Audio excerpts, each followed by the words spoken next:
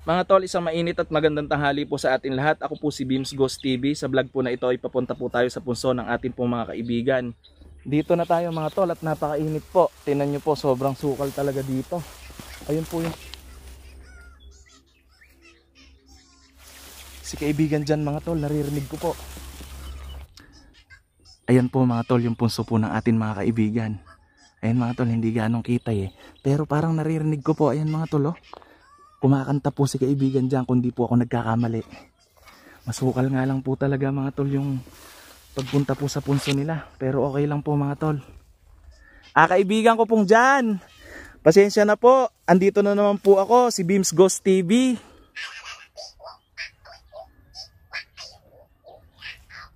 Ay ganun po ba? Kaya po pala. Sabi po mga tol ng ating pong kaibigan ay alam niya daw po kanina pa na papunta po ako sa punso nila, kaya daw po masaya siya at kumakanta. Masaya din po ako kaibigan dyan sa pagpunta ko dito at makakausap ko po kayo. At syempre para po dalawin din kayo dito. Okay po kaibigan dyan, maraming salamat po. Ang sabi po mga tol ni kaibigan dyan ay tumuloy daw po ako. Kaibigan dyan, marami po palang nakamiss sa'yo. Yung mga solid po na mga nagmamahal po sa atin, na mga nanonood. Opo kaibigan dyan, i-upload ko po ito. Talaga po kaibigan, maraming salamat po. Ang sabi po ni kaibigan dyan ay i-upload ko daw po ba tong video at magbabasa daw po siya ng mga comment nyo. Yun po ang sabi ng kaibigan natin. Napakaswerte natin mga tol. Kaibigan dyan, ano po ba ang masasabi nyo sa atin pong mga manonood na mga nag-aabang sa atin at walang sawa na tumatangkilik po sa atin mga video?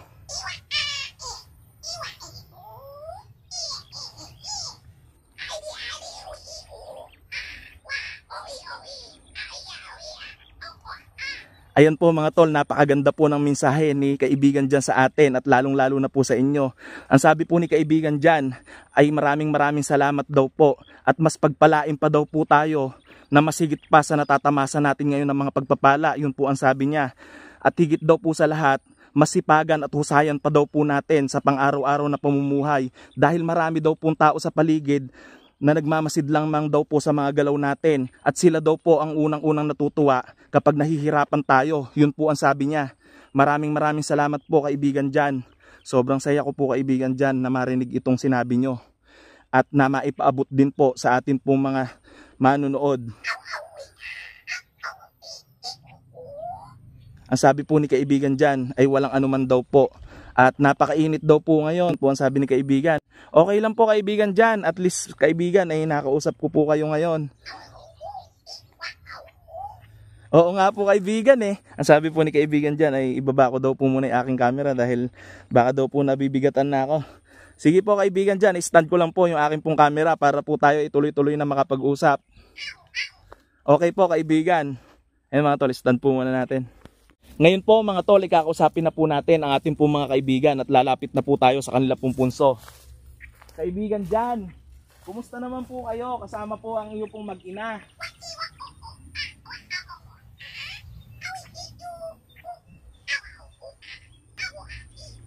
Okay po kaibigan, ako din po ay katatapos ko lamang din pong kumain. Ang sabi po ni kaibigan dyan natin ay katatapos lamang daw po nilang kumain ng tanghalian. Yun po ang sabi niya.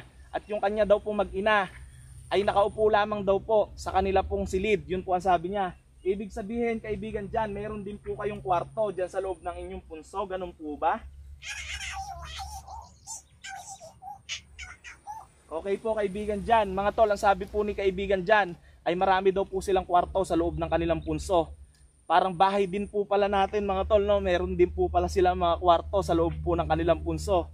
Kaibigan dyan, pwede na po ba ako magtanong sa'yo dahil marami nga po pala akong gustong itanong sa'yo kaibigan.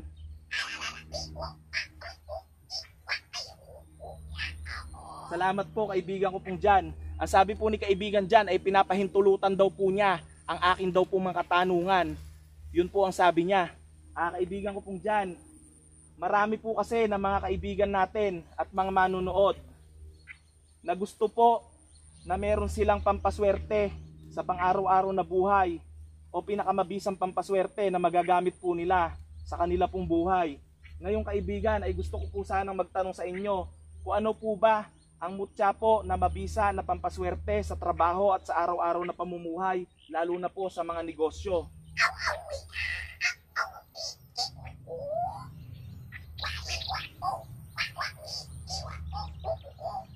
Maraming salamat po kaibigan dyan sa pagbabahagi po. Ang sabi po ni kaibigan dyan ay marami daw pong mutya na pampaswerte sa buhay. Pero ang pinakamabisa daw po na mutya na pampaswerte ay ang mutya daw po ng balani. Yun po ang sabi ni kaibigan dyan. Eh kaibigan dyan, ano po ba itong mutya ng balani?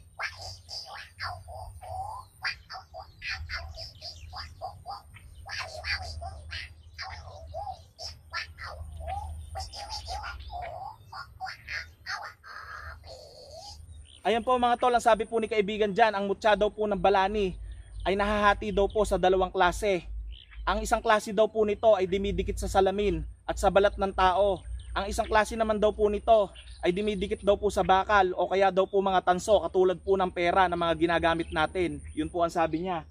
Kaibigan, ano po ang pinakamabisa sa dalawang ito?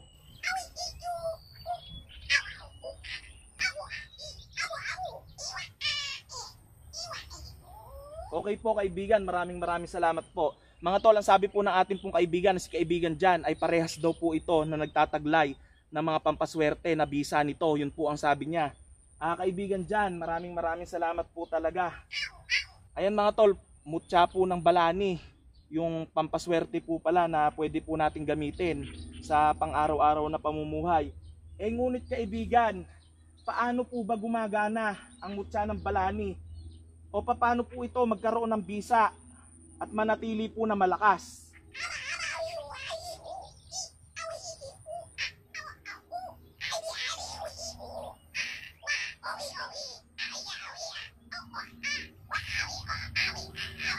Maraming salamat po kaibigan. Ang sabi po ng mga tol ng ating pong kaibigan na si kaibigan dyan, maraming maestro daw po o antingero na gumagamit daw po ng mga iba't ibang dasal upang mapanatili daw po na mabisa at buhay ang kanilang mga mutya.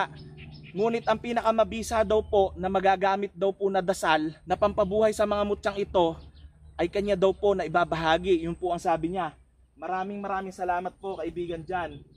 Ano po ba ang isa sa mga dasal na ito na pinakamabisa para mabuhay po ang mga mutya na hawak po ng mga ating pong mga kaibigan o mga tangan po ng mga mestro o mga antingero para po alam din po ng ating mga kaibigan ng mga manonood.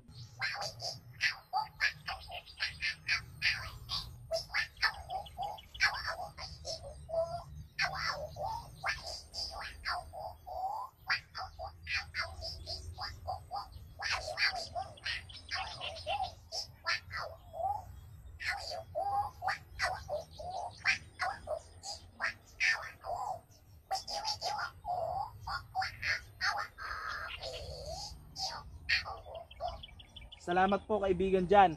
So ayan mga tol, binahagi na po ng ating pong kaibigan na si kaibigan dyan ang mutya po na pampaswerte at pwede po natin magamit sa pang-araw-araw po natin na pamumuhay.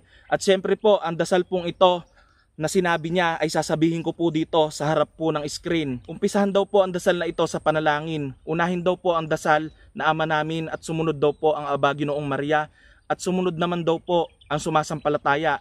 At pagkatapos daw po ng mga ito ay bigkasin daw po ang orasyon na sasabihin ko ngayon. Anemas, Seris, Animus, Akros, Angte, Agosum, Utogo, Rium, at ang susi, An-un-ung Rama. Ayan po mga tol, ang sinabi po ng ating pong kaibigan na dyan, ay sinabi ko lamang din po sa inyo, yan daw po ang pinakamabisa na ginagamit ng mga maestro o mga antingero na panalangin po at orasyon para mabuhay po ang atin pong mga mutya na mga hawak po natin. At ito po ay manatiling may bisa at malakas ang tinataglay na kakayahan. Yun po ang sabi niya. Yan po mga tol. Kaibigan ko pong dyan, maraming salamat po sa inyo pong binahagi po na orasyon po at dasal po para manatili po na malakas at mabisa po ang mga tangan po ng mga mutya ng mga tao.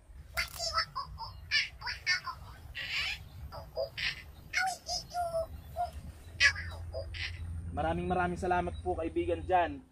Mga tol, may sinasabi po si kaibigan dyan natin. Pag-ingatin ko daw po ang mga tao, lalo na daw po sa mga anak nila. Dahil marami daw po ngayon na mga bata na nagbibilihan daw po ng mga kende. Ang mga candy daw po na iba na nabibili daw po ay meron daw pong mga halong kandila, yun po ang sabi niya. Kaya daw po uriin daw po na mabuti ang mga binibili, yun po ang sabi ng ating pong kaibigan. Pero hindi naman daw po lahat mga tol, yun po ang sabi niya. Meron daw po yung mga homemade na candy na may halong kandila. Kaibigan, maraming salamat po sa iyo pong advice.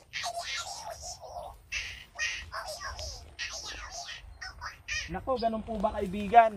Ayan po mga tol, ang sabi po ni kaibigan dyan ay yung mga gamot daw po na iniinom natin ay mag-ingat daw po tayo dahil meron daw pong mga peking gamot na meron daw pong mga kuminsan daw po ay mga pakong maliliit at mga makakatusok daw po sa bituka ng tao. At makakasira daw po sa laman loob pagka daw po ininom. Kaya daw po yung mga gamot daw po na binibili natin para malaman daw po natin kung peke o hindi, i-check daw po muna natin kung minsan daw po may nakapaloob dyan sa loob po ng iniinom natin na gamot po, no? And maraming salamat po kaibigan dyan. At kaibigan dyan, alam ko po na marami pa po tayong pag-uusapan pero mahaba na po ang aking pong video. Mag-usap na lamang po tayo kaibigan dyan. Cam, okay lang po ba? Salamat po kaibigan dyan. Ayan po mga tol, ngayon po ay mag-uusap na lamang po kami ni kaibigan dyan ng off-cam. At marami pa po tayong vlog na gagawin po dito. Maraming salamat po.